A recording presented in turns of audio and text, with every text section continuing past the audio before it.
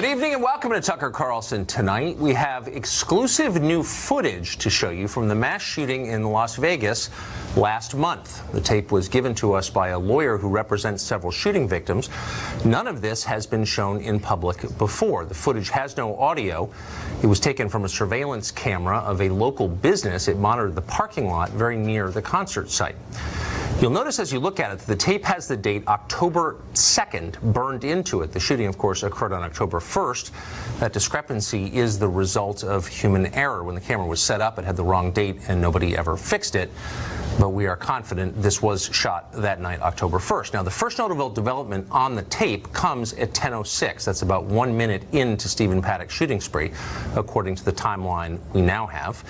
We see concert-goers running through the parking lot to safety in the foreground. At 10:14, much larger crowds of people come streaming through the area to escape the massacre going on. You can see a large amount of wind and debris. Apparently, that's due to a helicopter hovering overhead. At 10:16, two men drag what appears to be a fallen victim into the parking lot.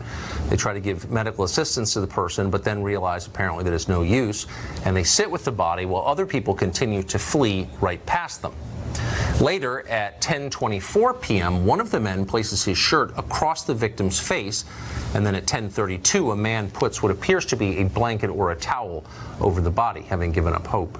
Police only arrive in this area for the first time at around 10:45 p.m. The body is still there. As of 11:50, when a pickup truck finally comes and takes it away, the body lay there. All of it's interesting, of course, and it's horrifying to see it. The question is, does it have implications for the ongoing investigation? We don't know at this point. But here is what is interesting, undoubtedly.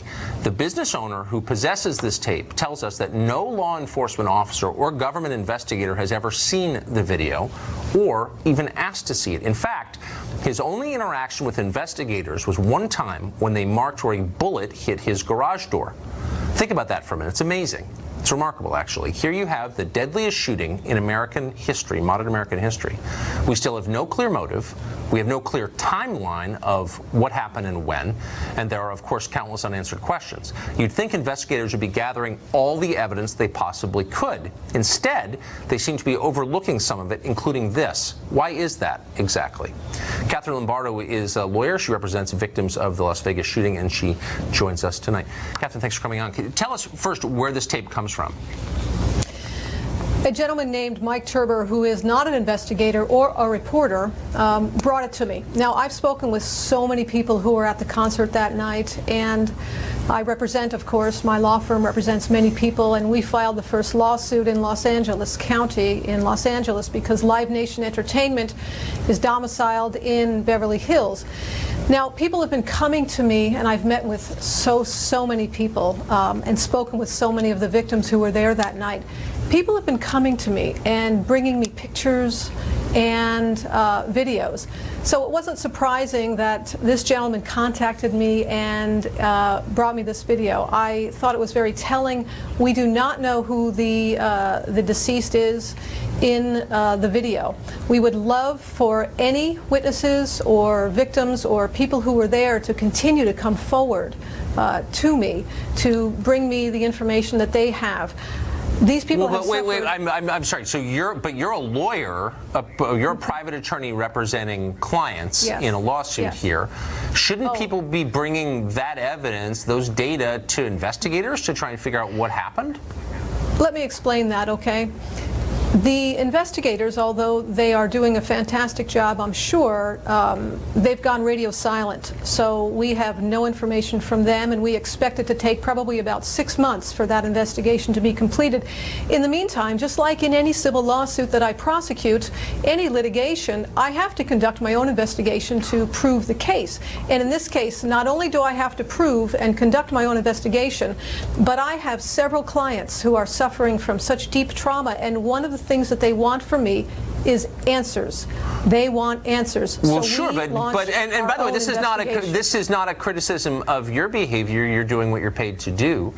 But I would think that the people running the government investigation, state and federal authorities, would also want this information, and as much of it as they could get. They haven't contacted you?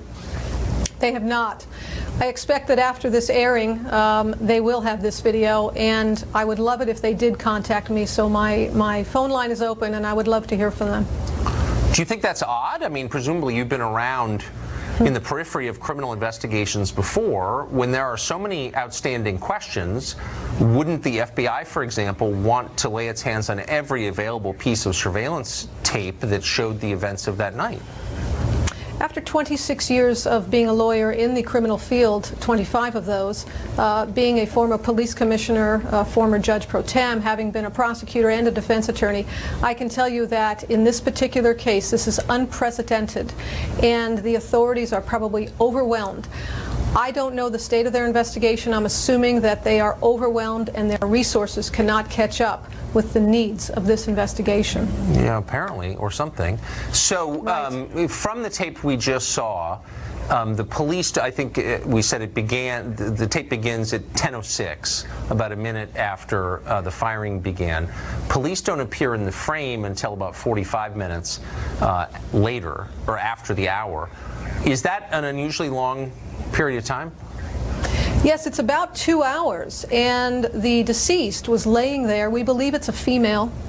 We would love to know who it is. So again, if any witnesses have anything, please call us. She was laying there. What your video doesn't show is that she was laying there alone for probably 40 or 45 minutes with no one at all. People kept coming and looking and running and coming and looking and walking away. That Ford Raptor truck came twice. First it loaded up probably 10 to 15 people in the back of its truck to lead them to safety. Then it came back later with an officer in the bed with his gun drawn, and that's when they finally decided that they had the opportunity to load the victim up into the truck and take the victim to, I don't know where they took the victim. So I don't know if you're going to know the answer to this question, but I think it's one of the major questions here. To what extent is MGM turning over all the information it has to investigators? It seems from our perspective in the press that they're managing a lot of the storyline here. Do you think that they're giving everything they have to investigators? Would you know that? Managing the storyline is probably the best thing I've heard anybody say so far, Tucker. That's perfectly put. We've heard nothing from them. None of my clients have received an apology from them. Neither Mandalay Bay nor MGM have come forward, have contacted me. We have served them. We served them the day after we filed the lawsuit.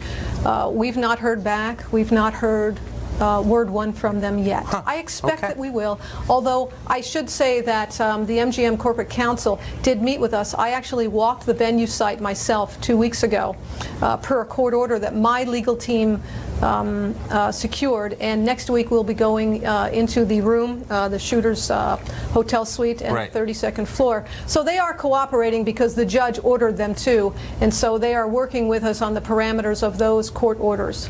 Well, the rest of us are interested to hear what we learn here. Catherine, thank you. You're welcome. Thank you. Dan Bongino is a former NYPD officer and a Secret Service agent. He's been following this case since day one, and he joins us now.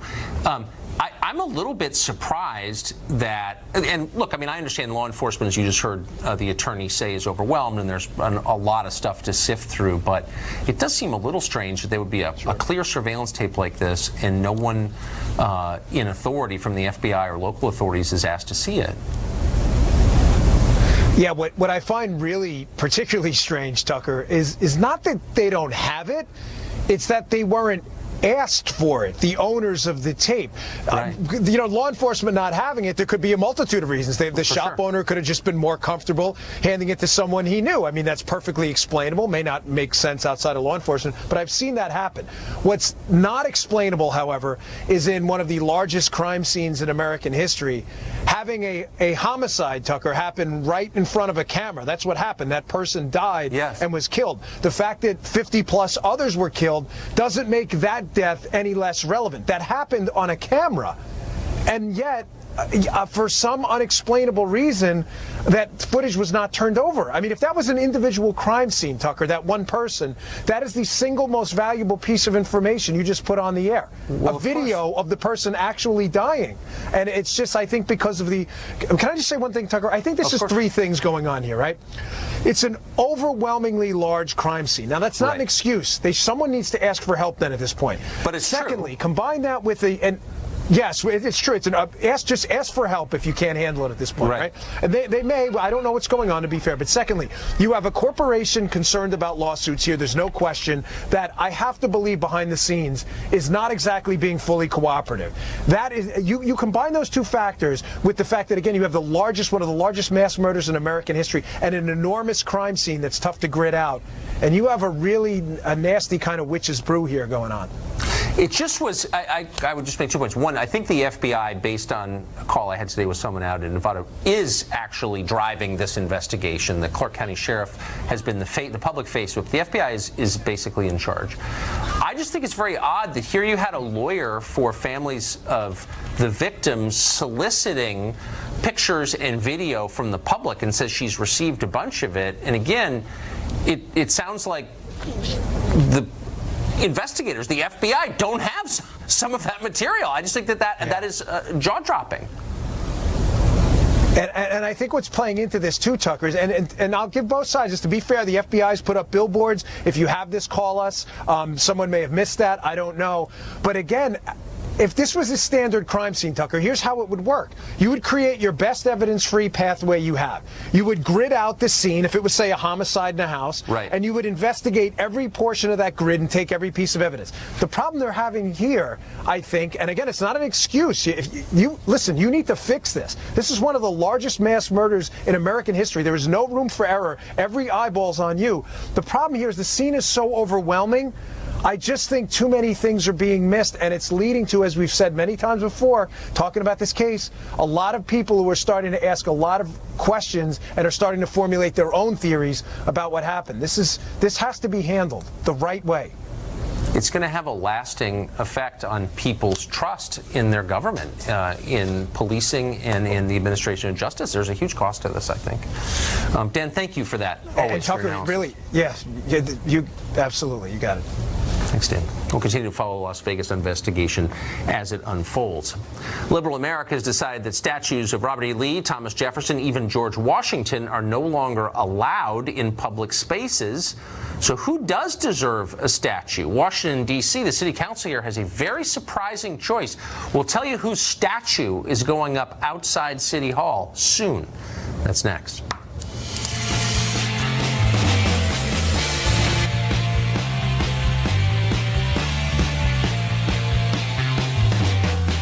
In the past few months, America has become pretty strict about who is allowed to be honored with a statue. Robert E. Lee and Jefferson Davis statues have disappeared across the South. Teddy Roosevelt and Christopher Columbus are under siege in New York City. Thomas Jefferson under attack at the University of Virginia, the school he founded. But in some cities, they're putting up statues instead of tearing them down. Washington, D.C. is one of them. The city council here is planning to erect a Mayor Marion Barry statue. That's the same Marion Barry who once said Asians, quote, have dirty shops, need to get out of the city. The same Barry once caught smoking crack on camera in 1990 at the Vista Hotel. Garland Nixon is a radio show host, been around D.C. a long time. He thinks it's a great idea. Mr. Nixon, thanks for coming on. Thank you for having me on. So I'll just admit it flat out. I knew Barry at dinner at my house. I thought he was a charming guy, interesting guy. I mean, I like Marion Barry, actually. Yeah. Worst mayor probably in the country, but also kind of like an open bigot, and would just sort of say it. I mean, in 2014, he said, and I'm quoting, "We got to do something about these Asians coming in, opening up businesses, those dirty shops, they ought to go." I wonder if you put up a Marion Barry statue, what Asian people driving by would think. Well, there's a couple of things. If you recall, though, that he was brought to task about that, and he discussed it, and he talked about the issue there was in the black community that a lot of black people didn't own. Yeah, but he's still businesses. attacking a and racial he came back group. And he apologized. I mean, are we allowed to do that? I mean, that's your.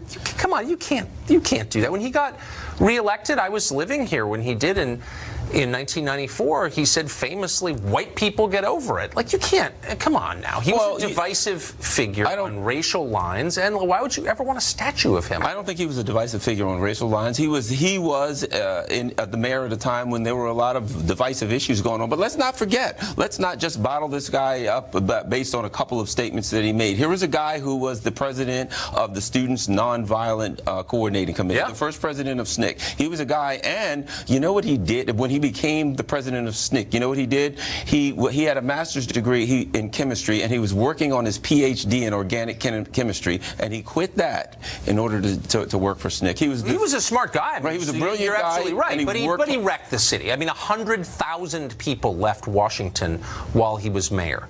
While he was mayor, 41% of all African-American men were either in jail, out on bail, or wanted. Total in the city.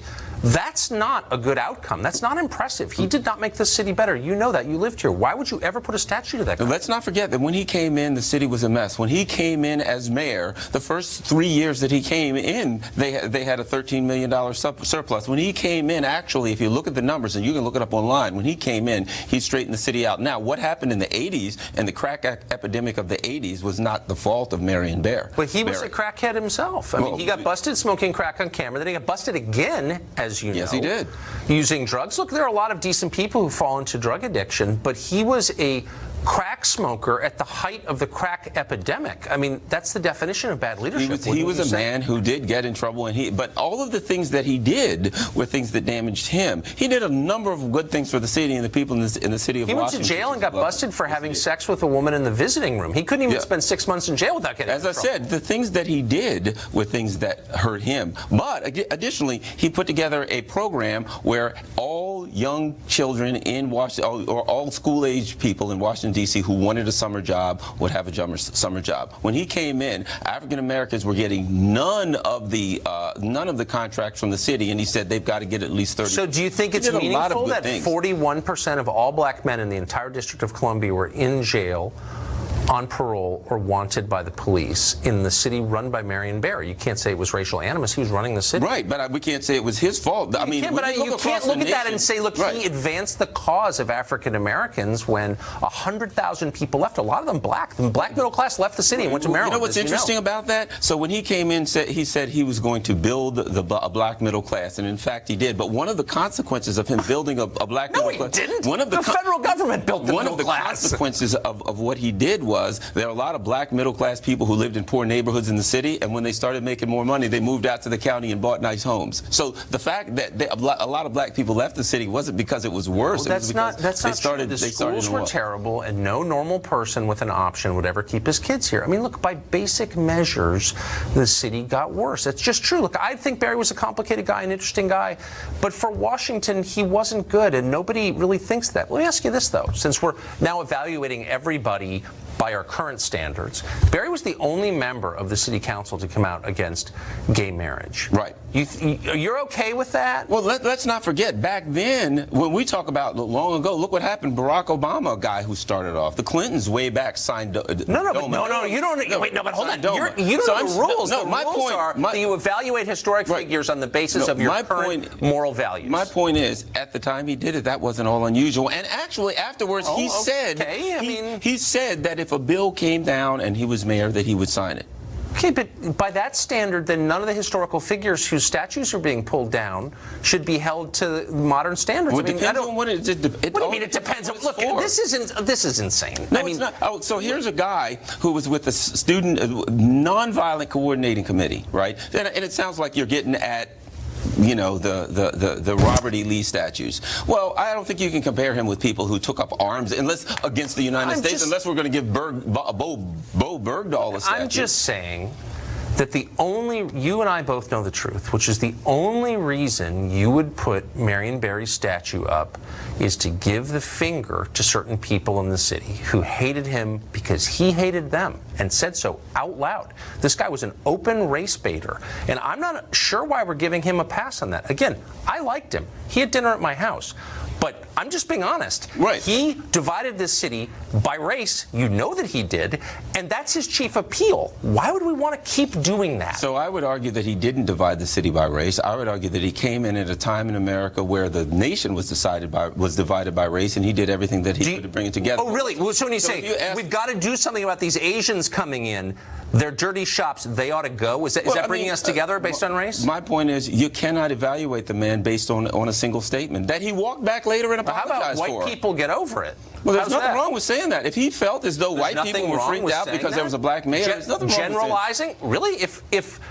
Come on, that's insane. You can't generalize on the basis of race, because that's inherently divisive, because not everyone who looks the same has the same opinions. But you can't divide a man. I mean, you can't take a man who lived 80 years old, who was a principal figure in the civil rights movement, and say, well, he made 2 statements, so we got to drop all of the rest of the stuff that he did. He made a lot more than 2. The bitch set me up, for example. Look, if they put the Barry statue up, do you mind if I cover it with a sheet just so my sensibilities aren't offended? I got a problem with that. But, you know, if you can get away with it, good luck. I can't. The Metro Police might grab you. But, yeah, I think they would. See Garland Nixon, thank you for joining us. Oh, thank you.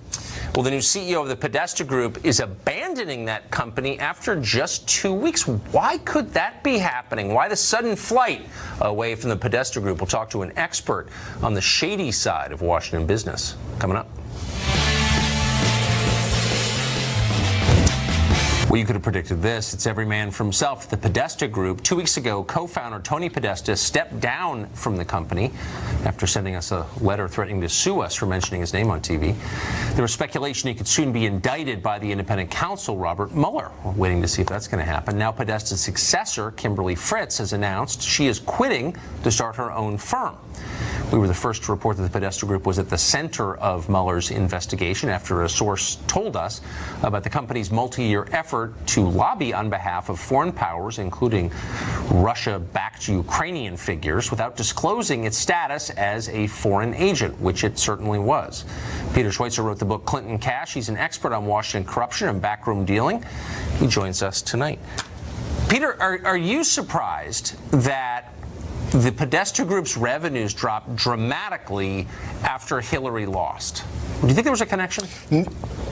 Yes, absolutely. Huge connection, because lobbying is ultimately about access. Lobbyists will tell you, Tucker, you've heard it a million times, as have I, no, we're really hired for our expertise. Right. That's simply not the case. It's about access. So, yeah, the revenue is drying up, but there's also major legal problems that the Podesta Group is facing. And I think Fritz made a very reasonable decision to abandon ship.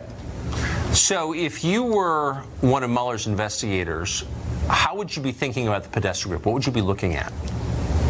Well, you'd be looking at a couple of things. First of all, the Podesta Group, really over the course of almost the last calendar year, has been amending their filings in Washington, D.C., their lobbying records with the federal government. There's something called the Foreign Agents Registration Act, FARA, right, set up in the 1930s, basically to counteract Nazi propaganda efforts in the United States. If you do work for a foreign political party or a foreign government, you're required to disclose that and register it. The Podesta Group did not on numerous occasions, not just related to Ukraine. And so they've been amending those filings over the last year. It's a little bit too little, too late. So they're going to face some real challenges there, particularly because now we know that this is what Paul Manafort is being charged with. Right. If they're going to be consistent, you're charging Manafort, you're going to have to charge Podesta as well. You certainly think those are the kinds of things you're looking for. So, but I don't understand. So you're required by federal law to register if you're lobbying on behalf of a foreign government. But then the Podesta Group never bothered to do that. And then years later, after the group on whose behalf they were working disbanded, doesn't even exist anymore, they register retroactively? How is that legal? Can I do that with my taxes? It'd be great if we could, isn't it, Tucker? I mean, look, here's the issue. The foreign governments will try, as in the case of the Ukraine, for example, they'll funnel it through a third party. There was this European Ukrainian foundation that the Ukrainian government, Yanukovych government, funded, and then they paid. That doesn't change the fact that the government paid for it. So they are trying now to, in a sense, cover up the fact and say, no, it was foreign registration. We're now complying with the law. This is not a law that unfortunately has been enforced all that much in the past. I think that's a huge mistake. In the case of Manafort and in the case of Podesta, we ought to enforce those laws because these laws require greater disclosure. If you're lobbying for a foreign government, you're required to say who you met with specifically, on what date, exactly what you talked about. And we deserve, as citizens, to know who these hired guns are when they're working for foreign governments. The most powerful lobbies in Washington are not registered under FARA. And I find it a little bit disingenuous. You see these members of Congress jumping up and down about how the Russians hacked our election and foreigners are really determining the course of our democracy, and yet they're not even enforcing the laws on the books. Why is that? That's a great point. And that's I think, one of the real problems in Washington, D.C., Tucker. You and I have talked about it for years. Business as usual in Washington oftentimes spills over into, frankly, illegal activity. Yeah. And they don't want to police themselves. And it's time for that to change. And people like Trump, people don't like Trump. The fact of the matter is the disruptive effect of Trump coming into Washington is a lot of these issues are being exposed and should be exposed. And hopefully we're going to start using the teeth of the law to bite into some of these people. That needs to be done. That's exactly right. Let's take this Russia thing seriously. You say a foreign government is influencing policies in the United States. Okay, let's take a close look at which foreign governments are doing that. No one wants to do that, I notice. Peter, thank you very much for your expertise on this. Thanks, Tucker. Better. Well, there's been an avalanche of sex scandals from Alabama to Hollywood. We'll discuss the very latest depressing developments on that next. Some have implications.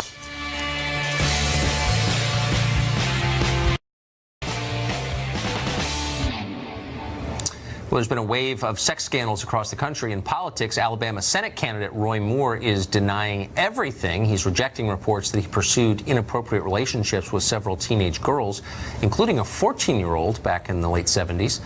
Meanwhile, comedian Louis C.K. is admitting to everything. He acknowledges he engaged in lewd behavior with several women. He's apologized for that. Meanwhile, professional enabler Lisa Bloom, ambulance chaser if there ever was one, allegedly tried to silence and discredit the victims of Harvey Weinstein. She's making a half-hearted effort to apologize and make it go away. Here's what she said. Let me say, I very much regret ever being involved in this. I'm mortified that I was connected with him in any way. And all the people who have reached out to me to say, Lisa, you know, we're hurt, we're disappointed in you. Like, I get it, and I'm very, very sorry. I will tell you that when the sexual assault allegations came out, it was absolutely devastating to read those stories of all those women who went on the record with those stories for the first time. And I've represented women like that for 31 years. I still do. I know the courage that it takes. And I was just shocked. I think like we all were. That's a lie, by the way. She was paid cash money to discredit those accusers. And the question is she going to return the money? How much was she paid? The single most disingenuous television appearance of the year, and that's saying a lot. Well, it's no surprise that the LAPD has formed a special task force to investigate sex crimes in Hollywood. Tammy Bruce is a radio show host, and she joins us tonight. So, Tammy, there are a couple different tracks here. First, to the Roy Moore story. I read the story in the Washington Post, a paper I never read. And, you know, some of it sounds true to me, actually. I mean, some of the women may dislike him politically. One of them is a Trump voter. You know, people on the record with no obvious political animus. The problem is that and I think a lot of other people, so distrust the media that even when maybe what they're reporting is correct, it's hard to know exactly. And maybe that's one of the costs of the press just abandoning objectivity completely. Nobody believes anything anymore. Yeah, that's their abandonment of their responsibility and their duty. And it's happened clearly over a period of actually a couple of decades. You could even argue all the way back to Walter Cronkite and the misleading regarding the Vietnam War. That's what we're hearing, and that's what I'm seeing in social media and the larger discussions, is that the voters there really think it is another establishment hit job. If there's any kind of question, they don't trust the media, and so they dismiss it in that fashion as well. And then, of course, the Washington Post has been really exclusively political. They endorsed, of course, the Democrat. They are obviously very against the president and Republicans. So they've been very politically active. They don't have, I think, the credibility of being just reporters and people who report the news. So it's very much like a political blog. It's a shame. It's a shame because I thought their story sounded credible to me. I don't have any other information, but if you took the Washington Post off it, I would think that's, you know, you got women on the record. I take that seriously, and I think that's horrible, disqualifying behavior if true. But the fact the Post printed it, this just shows that when you devalue your credibility over a period of time, there's a cost to that. And not just that, though, but also what we've seen over a period of time when it comes to what accusations are made, and sometimes serious accusations made on an important issue and used like a political cudgel. So, you know, we see what's going on in Hollywood, and people see patterns when it comes to sexual predators. And if this is true regarding Judge Moore, then he would be a predator, and we would see more accusations. And this is why this weekend is important. But normally what you see see, because this is like potato chips. You don't do just one, right? You have these patterns of a number of women over a period of years, similar actions, and the ubiquitous everybody knows, right? We don't see that at this point with Judge Moore, and this is also why people are questioning it, because it seems to be so out of character.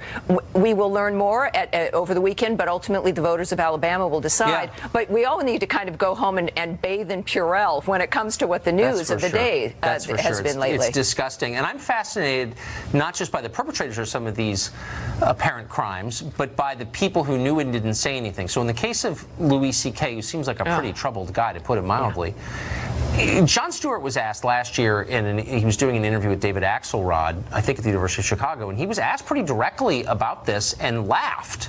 Yeah. I don't know anything about that. You know, what are you talking about? It sounds like everybody knew a lot about it. Is Jon Stewart, is that credible that he didn't know this? Why would he laugh about that? You know, I think that sometimes you can be conveniently ignorant, or you pretend you don't know. It's like O.J. Simpson is maybe still looking for the real killers, and you can convince yourself. But over a year and a half ago, Roseanne Barr, the comedian Roseanne Barr, gave an interview where she was very specific about Louis C.K. and said, that guy's a problem. Look at this guy. This is an issue. And nobody cared, Tucker. And now we do know, of course, that everybody does know. But these are individuals who make a lot of money for people. They're agents and they're managers, people that work in productions involved with them. So and this is why when the LAPD or the district attorney in LA says they're starting up a task force, you have to laugh, because it's the Hollywood industry that are their major donors. That no one there is objective when it comes to making decisions about what needs to happen here. Maybe the federal government, not that we trust them a great deal, needs to act, but certainly Los Angeles, the politicians in California are the last people we should look to for justice in this regard. There are a lot of people in television and politics and entertainment who are really creepy in their personal lives and just weird and unhappy. And maybe we can do a segment next week about why that is. It's an interesting. I mean, have you noticed this? You've been around this stuff your whole life. Yes. It's not a cross section of America. Yeah. It's like all the weird people wound up in front of cameras. Have you noticed that? Yeah, I grew up in it, and I don't use the word victim a lot, but was a victim to some degree of this dynamic. So there's a lot going on, and I'd like to explore that with you. It would be fun. Tammy Bruce, thank you. Great to see you. Thanks, Tucker. Well, a college professor says mass shootings from Orlando to Las Vegas have a shared origin, the toxic masculinity of their perpetrators. What does that mean? And are you suffering from it? Could you die from toxic masculinity? A segment you must see for medical reasons. Coming up.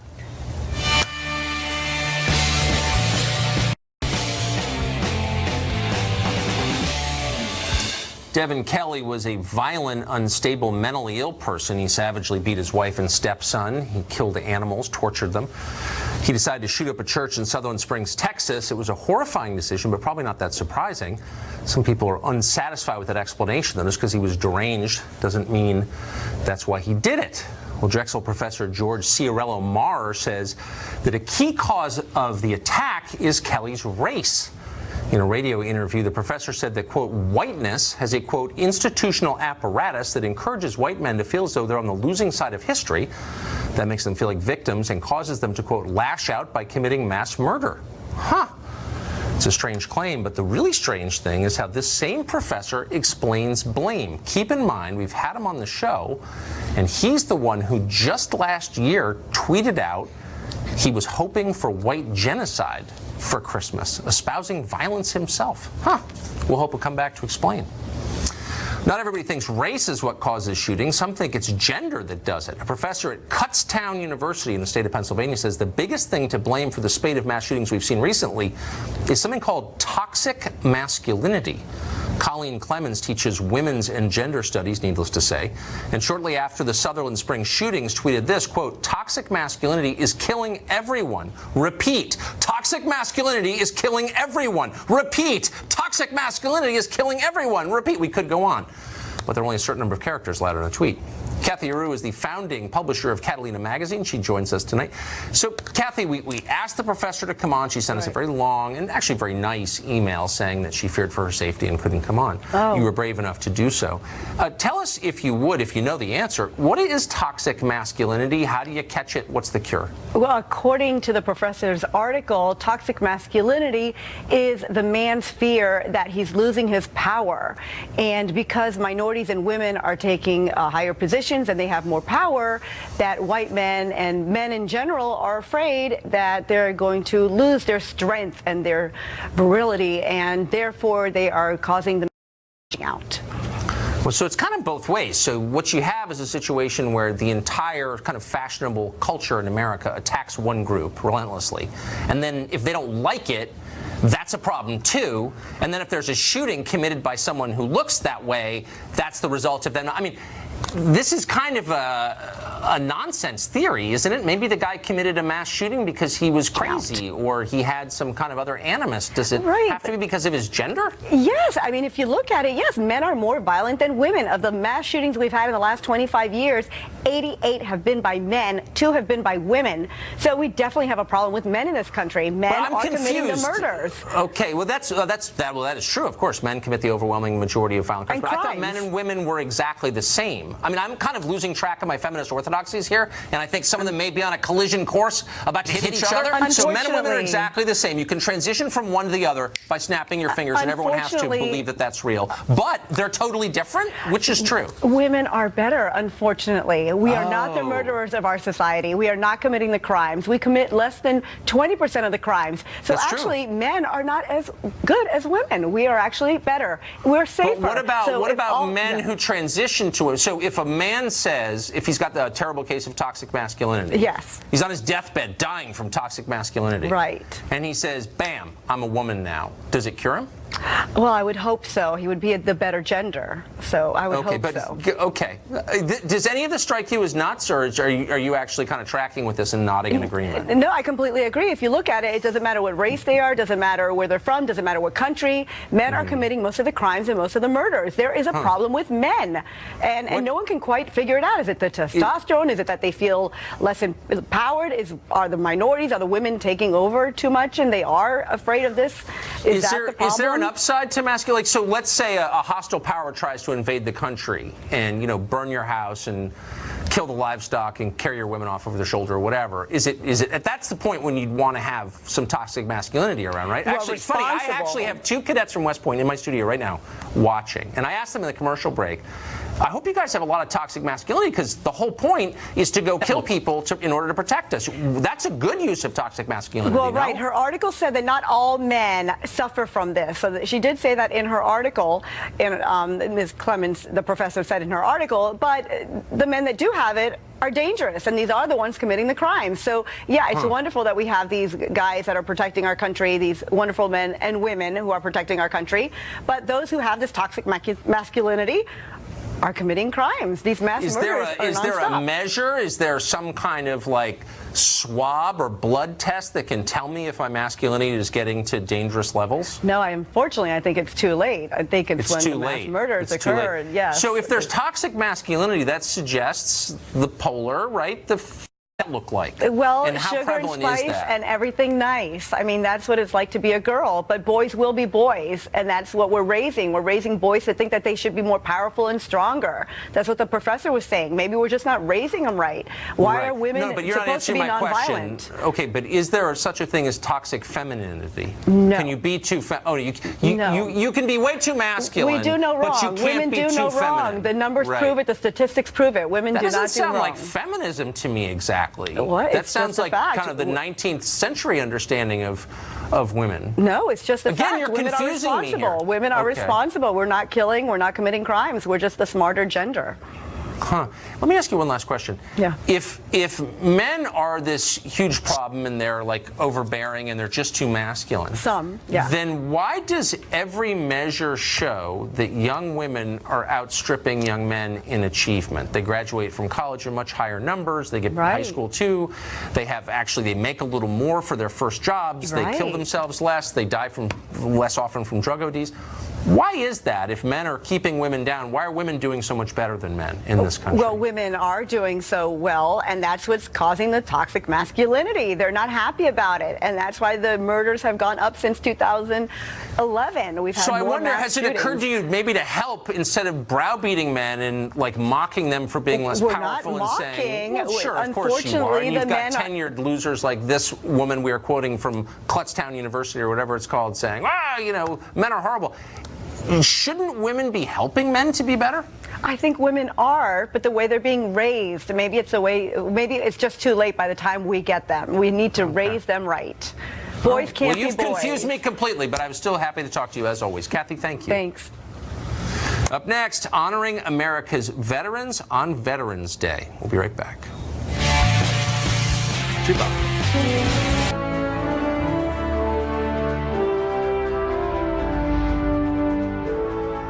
Tomorrow's Veterans Day. Both Fox News and our sister network, Fox Business, are committed to honoring America's veterans. Tomorrow at 3 p.m. Eastern on Fox Business, Jennifer Griffin will be hosting the Wounded Warrior Experience. That's a special dedicated to the thousands of men and women who have shed blood in the service of this nation. Here's a preview of that. There's only two ways you find them. Either you find it, you get disarmed, or it finds you. And sometimes we could keep rolling, and sometimes you don't. And, you know, we fast forward now, you know, over 10 years later, and there's not too much I can't accomplish, so. Heavy duty. Be sure to tune in tomorrow. It's 3 p.m. Eastern Time, Fox Business. I'd like to add our thanks, of course, to our veterans and military service members who've done so much for us. That's about it for us tonight. Tune in every night at 8 to this show, The Sworn Enemy of Lying, Pomposity, Smugness, and Groupthink. Have a great weekend. Good night from Washington. Hannity's next. And welcome to Hannity. And this Friday night, this is a Fox News alert. We are awaiting President Trump's arrival at the APEC summit with world leaders in Vietnam. We will bring it to you live when he arrives. But first, Alabama U.S. Senate candidate Judge Roy Moore continues to deny allegations of sexual misconduct that are being levied against him. Now, I interviewed Judge Moore on my radio show about these accusations. We're going to play that for you in its entirety in just a second. But first, the allegations are coming from the Washington Post report that says the most serious claim obviously being made by a woman who is accusing Judge Moore of sexual misconduct. This is back in 1979 when he was 32 and she was 14 years old. Now, 3 other women have also told the Washington Post that Moore pursued relationships with them when they were 16, 17, and 18 years of age. According to the New York Times, Republicans are exploring tonight options to remove Judge Moore's name off the December 12th special election ballot, including by changing the date of that contest to next year.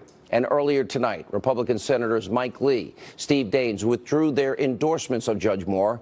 The White House is also weighing in, saying that President Trump believes if the allegations against Moore are proven to be true, then the Senate candidate should step aside. As I said last night, these are very serious accusations. And if they are true, Moore should leave that Senate race. Now, everyone agrees a 32-year-old man pursuing a 14-year-old girl is despicable and beyond disgusting. And as I also said, both on radio and TV, it is completely understandable why some women, because of trauma, that they would wait for years before they came forward. That's understandable. But this is 38 years later. Just because the alleged incident happened decades ago doesn't mean it's true or not true. Nobody commenting on this knows the truth but the people involved. Now, with all of that in mind, it's important for the media, politicians, I say this all the time, don't rush to judgment. As we have seen time and time again, they often get it so wrong. On this program, this is not ideological, should never be in any way. Our interest is the truth. We believe Judge Moore has a right to tell his side of the story, which is why I invited him on my radio program earlier today. Here's that interview. Judge, welcome back to the program. Thanks for being with us. Nice to be with you. Yeah, Judge, let's talk about, first, you're now reading it. I know you put out a number of statements, but I think we should address it head on. What do you make of these allegations? Well, Sean, first let me say this. These allegations are completely false and misleading. But more than that, it hurts me personally because, you know, I'm a father. I have 1 daughter. I have 5 granddaughters, and I have a special concern for protection of young ladies. This is really hard to get on radio and explain this. And these allegations are just completely false. What do you make specifically? Let's start with what